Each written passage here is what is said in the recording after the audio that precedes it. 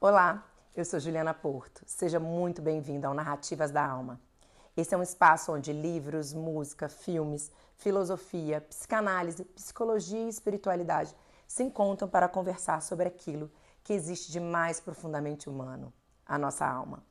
Acredito que toda grande obra de arte carrega muito mais do que uma história.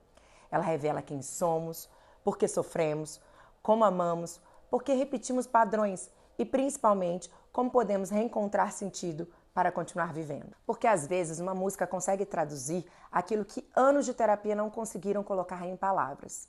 Um filme ilumina conflitos que carregamos silenciosamente. Uma parábola atravessa séculos para responder às angústias do presente. E é exatamente esse o propósito do Narrativas da Alma. Em cada episódio, vamos escolher uma obra e descobrir o que ela pode nos ensinar sobre a condição humana. E para inaugurar o projeto, quero começar com uma das canções mais belas e mais melancólicas da história da música, Wish You Here, do Pink Floyd. Antes de analisarmos essa obra, vale a pena compreender de onde ela nasceu. Lançado em 1975, a música foi escrita por Roger Waters, como uma homenagem a um antigo integrante da banda, Syd Barrett. Syd não era apenas um músico, era um dos fundadores do Pink Floyd. Um artista brilhante, visionário, criativo, mas que, ao longo dos anos, sofreu um grave adoecimento psíquico, agravado por um uso intenso de drogas, especialmente LSD, afastando-se da banda e, pouco a pouco, da sua própria realidade. Existe um episódio marcante. Enquanto Pink Floyd gravava justamente o álbum Wish You Here, Syd apareceu inesperadamente no estúdio. Os integrantes quase não o reconheceram. Estava fisicamente muito diferente. Cabeça completamente raspada, silencioso, distante. Imagine essa cena. Seu amigo está diante de você. O corpo continua ali, mas aquela pessoa que você conheceu parece ter desaparecido. É um tipo de luto muito particular.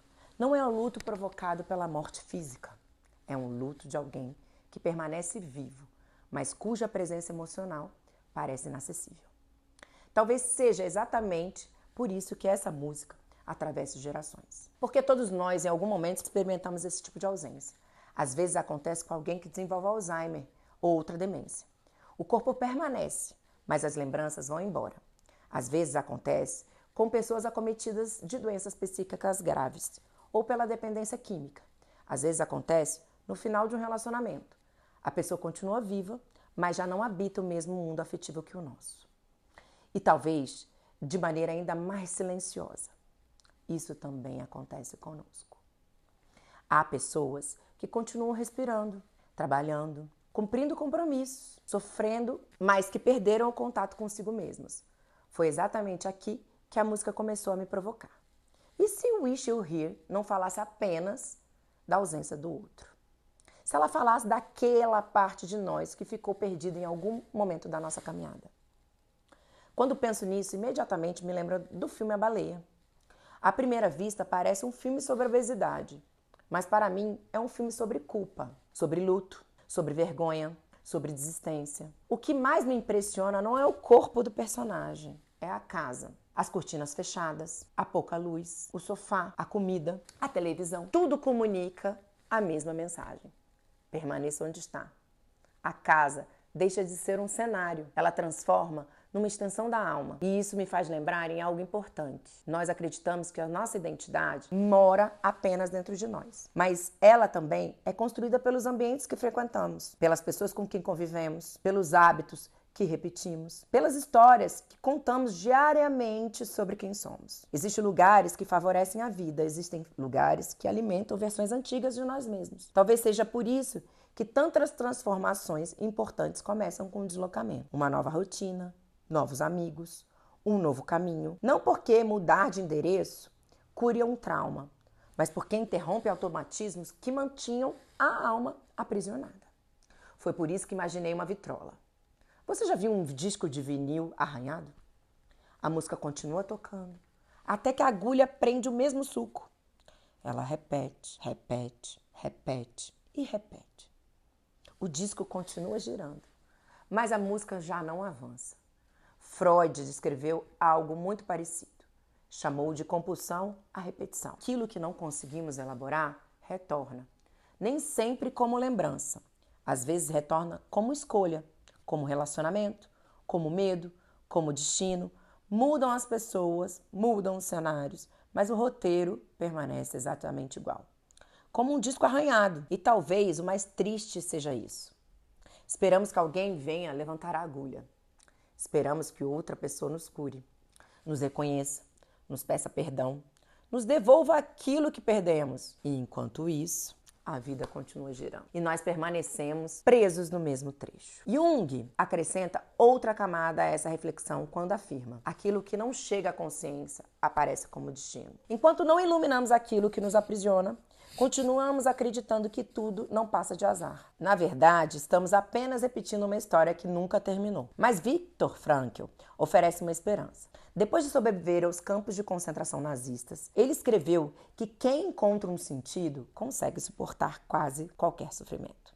Perceba a diferença? Freud pergunta: o que aconteceu? Frankl pergunta: para onde você ainda pode caminhar? E essa palavra, caminhar, leva-nos diretamente ao Evangelho. Existe uma cena que todos nós conhecemos: Pedro andando sobre as águas. Normalmente pensamos que essa passagem fala apenas sobre fé, mas talvez ela também fale sobre trauma, sobre atenção, sobre identidade, sobre aquilo que escolhemos alimentar dentro de nós. Há um detalhe extraordinário: o vento nunca parou, as ondas permaneceram, a tempestade continuou. Quem mudou foi Pedro. Enquanto seus olhos estavam em Jesus, ele caminhava. Quando passou a olhar apenas para o vento, afundou. Perceba? O problema nunca foi a tempestade. O problema foi permitir que ela ocupasse todo o horizonte. O trauma faz exatamente isso. Ele reorganiza nosso olhar. Passamos a enxergar apenas a dor, a perda, o medo, a ausência. Mas Jesus não elimina imediatamente a tempestade. Primeiro ele estende a mão, depois ambos entram no barco e só então o vento cessa. Talvez o Evangelho esteja nos ensinando que a paz não depende da ausência das tempestades, depende da direção do nosso olhar. Não se trata de negar o vento, ele existe. Não se trata de fingir que a dor não aconteceu, ela aconteceu. A questão é outra: quem está conduzindo a sua narrativa? O trauma ou o propósito?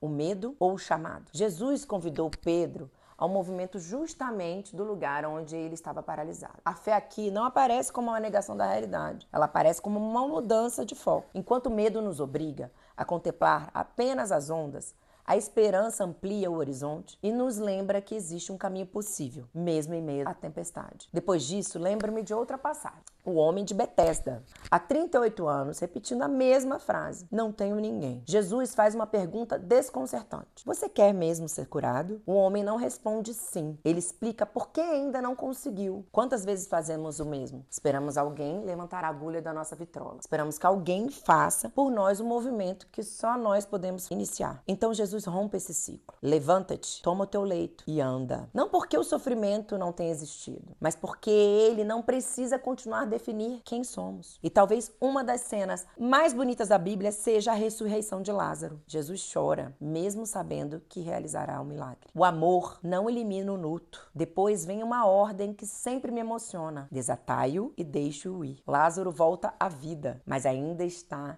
enfaixado. Talvez essa seja a imagem de muitos de nós. Respiramos, trabalhamos, vivemos, mas continuamos enfaixados por culpas, vergonha, traumas, perdas, histórias antigas. Talvez a verdadeira cura não seja apenas voltar à vida, seja retirar uma a uma as faixas que ainda impedem nosso movimento. Por isso, hoje, quando eu escuto Wish You're Here, já não penso apenas em Syd Barrett. Penso nos familiares de pessoas com Alzheimer. Penso em quem perdeu alguém para a dependência química. Penso em quem vive o luto de um relacionamento que terminou sem despedida. Penso em quem sofreu uma depressão e teve a sensação de observar a própria vida de longe. E penso em todos nós, porque talvez a maior saudade da nossa vida não seja a outra pessoa. Talvez seja daquela versão de nós mesmos que ria com facilidade, que acreditava, que sonhava, que criava, que tinha coragem. Talvez seja daquela parte da nossa alma que ficou presa em algum momento da caminhada. Talvez exista uma mensagem comum entre Pink Floyd, Freud, Jung, Viktor Frankl, o filme A Baleia e o Evangelho. A dor faz parte da existência, o luto também. Mas eles não precisam escrever o último capítulo da nossa história. O trauma explica por que a agulha ficou presa,